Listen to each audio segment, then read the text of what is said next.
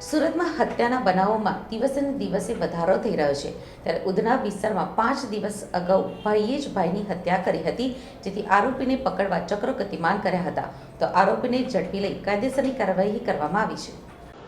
રવિ ગોપાલ પાત્રા કામ ઉપરથી પોણા 8 વાગે ઘરે આવી કપડાં બદલી ગલીના નાકા તરફ બેસવા ગયો હતો. ત્યારે રાત્રિના 8:15 વાગ્યાના અરસામાં મોટો પુત્ર રઘુનાથ ગોપાલ પાત્રાએ તેના નાના ભાઈ રવિ પાત્રાની સગાઈ થયેલ હોય જે પસંદ ન હતી, જે બાબતે તેની સાથે ઝઘડો કરી રઘુનાથે રવિ પાત્રાને તીક્ષ્ણ હથિયાર વડે ડાબી આંખની ઉપર કપાળના ભાગે તેમજ માથામાં તથા જમણા કાનની ઉપર માથાના ભાગે તથા પેટના ભાગે ગંભીર જીવલેણ ઈજાઓ પહોંચાડી મોત નિપજાવ્યું હતું. પોલીસે હત્યાના આરોપીના વિરુદ્ધમાં કાયદેસરની કાર્યવાહી શરૂ કરી હતી. પોલીસે સર્વેલન્સના આધારે ગુનાની ગંભીરતાને ધ્યાને લઈ તાત્કાલિક ધોરણે પોલીસ માણસોની અલગ અલગ ટીમો બનાવી તેમજ ટેકનિકલ રીતે તથા હ્યુમન સોર્સિસથી આરોપી નામે રઘુનાથ ગોપાલ પાત્રાની ધરપકડ કરી કાયદેસરની કાર્યવાહી હાથ ધરી હતી. સુરત શહેરના ઉધના પોલીસ સ્ટેશન વિસ્તારમાં 3 દિવસ પહેલાં હત્યાનો એક બનાવ બન્યો હતો. આ બનાવ પ્રભુનગર સોસાયટી BRC પાસે બન્યો હતો. આ બનાવમાં સગા મોટા ભાઈ રઘુનાથ પાત્રાએ પોતાના નાના ભાઈ રવિ પાત્રાને તીક્ષ્ણ હથિયારના ઘા મારી અને હત્યા નિપજાવી હતી. આ બંને ભાઈઓ વચ્ચે કેટલીક બાબતોએ ડિસ્પ્યુટ ચાલતો હતો, જેમાં જે મોટો ભાઈ છે, જે આરોપી છે રઘુનાથ પાત્રા, એણે અગાઉ 2015માં પોતાને પત્નીનું ખૂન કરી નાખ્યું હતું અને જે બાબતે એ જેલવાસ પણ ભોગવી આવ્યો છે. અત્યારે જામીન ઉપર હતો. આ દરમિયાન એને પોતાના નાના ભાઈ સાથે અણબનાવ હતો. એના નાના ભાઈની સગાઈ થઈ ગઈ હતી અને ટૂંક સમયમાં એના મેરેજ હતા.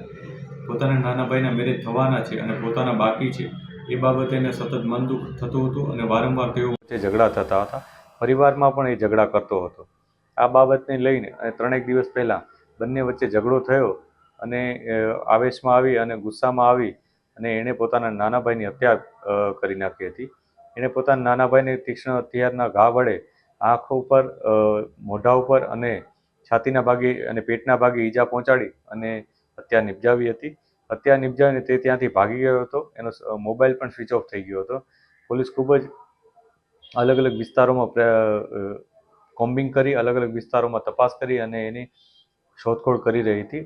અને સુરત શહેરના ઉધના પોલીસ સ્ટેશનની અલગ અલગ ટીમોએ પણ આ કામગીરી આદરેલ હતી અને ખૂબ જ મહેનત બાદ ગઈકાલે આ આરોપી મળી આવ્યો હતો અને એની ધરપકડ કરવામાં આવી છે અને આગળની કાર્યવાહી શરૂ કરવામાં આવી છે. અત્યારે જે માહિતી છે પોલીસ પાસે એ મુજબ આ જે મોટા ભાઈ છે એને પોતાના પત્ની ન હોવાતું અને આ નાના ભાઈની નવા પત્ની આવનાર હોવાનું બાબતનું મુખ્ય દુઃખ હતું અને એ બાબતને લઈને બંને વચ્ચે. આ ઉપરાંત એવી પણ માહિતી કે પોતાના જે પ્રોપર્ટી છે પોતાના પેરેન્ટ્સની, એ પેરેન્ટ્સની પ્રોપર્ટીમાંથી કેટલીક પ્રોપર્ટી એને નહીં મળે, અને કેમ કે નાના ભાઈની લગ્ન થનાર છે અને પછી એના સંતાનોને ને નાના ભાઈને આ પ્રોપર્ટી મળશે એવી પણ એક જાતની દહેશત એને હતી. એવી પણ એ વિચારોથી પીડાતો હતો અને આ બાબતને લઈને પણ બંને વચ્ચે અવારનવાર ઝઘડા થતા હતા અને આ ઝઘડાઓના પરિણામ સ્વરૂપે 3 દિવસ પહેલાં તેણે પોતાના નાના ભાઈની હત્યા નિપજાવી હતી.